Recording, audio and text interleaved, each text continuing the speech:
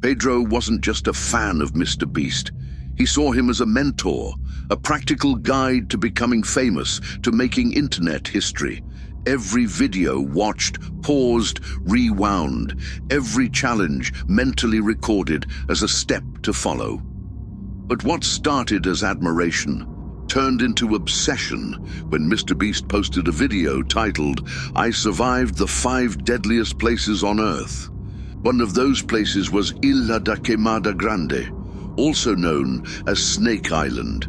Pedro lived in Rio de Janeiro, just a few hours by boat from that isolated patch of land. And when he saw MrBeast make it out alive, he thought if the biggest YouTuber in the world could survive there, then so could he. He didn't want to just repeat the feat, he wanted to beat it. To prove you could go big without a crew, without money, just with courage or stubbornness. The sun was already out when he left for the island. The sky was clear, the water calm, and everything looked normal, for now. He brought only the basics, a backpack with water, energy drinks, a flashlight, a GoPro strapped to his chest, a tripod, a phone with a power bank, and a machete he had bought 2 days earlier. No legal permit, no first aid knowledge, no anti-venom, just a fixed idea of repeating the challenge. During the boat ride, he recorded stories, made jokes, called it the most insane video ever filmed in Brazil. Said he wouldn't leave the island until he had more views than MrBeast's original video. He arrived at the island just after 10 a.m. The sun was already high and the heat was starting to build. The light hit the rocks hard and the trees cast sharp, broken shadows across the trail. He filmed everything, spoke to the camera like it was a normal vlog. He said he was on Snake Island and that he was spending more than 24 hours there by himself. He smiled for the camera, but his eyes were shaking. At first, everything seemed under control. The thick forest muted the sound of the ocean, and the first few steps were filled with excitement. He filmed rocks, trees, moss, pointing out supposed snake nests with the enthusiasm of someone who didn't really think anything could go wrong. But the signs came quickly. First, a fresh snake skin. Then he saw it, a jararaca, one of the most venomous snakes in the world, coiled on a branch just a few feet away. The footage kept rolling. His breathing grew heavier, shorter. His eyes scanned the underbrush like something was moving.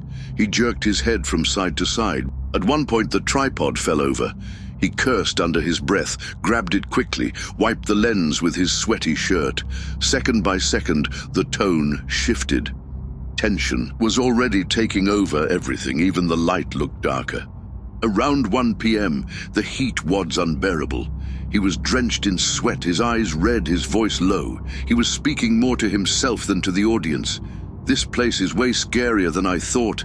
Can't take a step without seeing a snake." The GoPro showed the ground, tangled leaves and stones, and in every corner something moved. They were everywhere.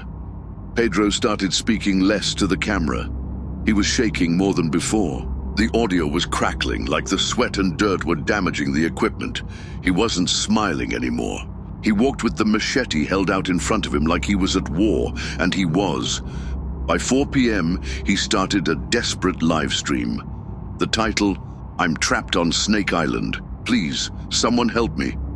The video showed fear in his eyes and his breath coming fast. He said, "I'm lost and surrounded by snakes. They're closing in on me." The sky was getting darker. He tried to get back to the coast, back to the trail. But the path no longer looked the same. The bushes had overgrown.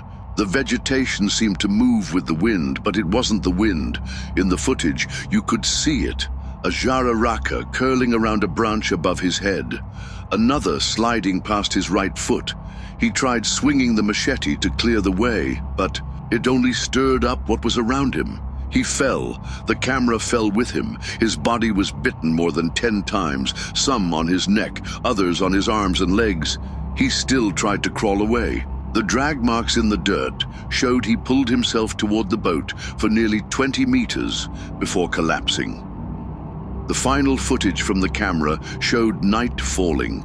and a faint sound of labored breathing, like someone was still there, fighting to stay awake. The live stream only ended when the phone battery finally died. 2 days later, the live stream went viral. The internet watched Pedro's final moments unfold. Authorities were called. The Navy found the boat still anchored at an unauthorized point near the island. They found his body near the beach, swollen, stiff, covered in multiple bite marks. The machete was beside his hand, covered in blood, but there were no cuts on him.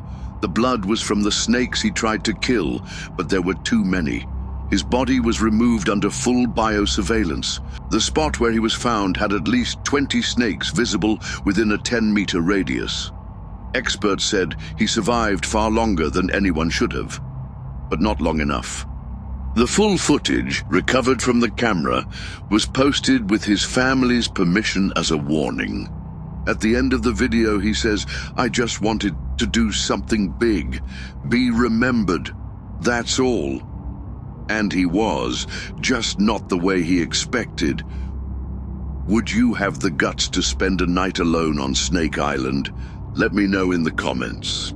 Hit the like button and subscribe for more dumb decisions. See you in the next video.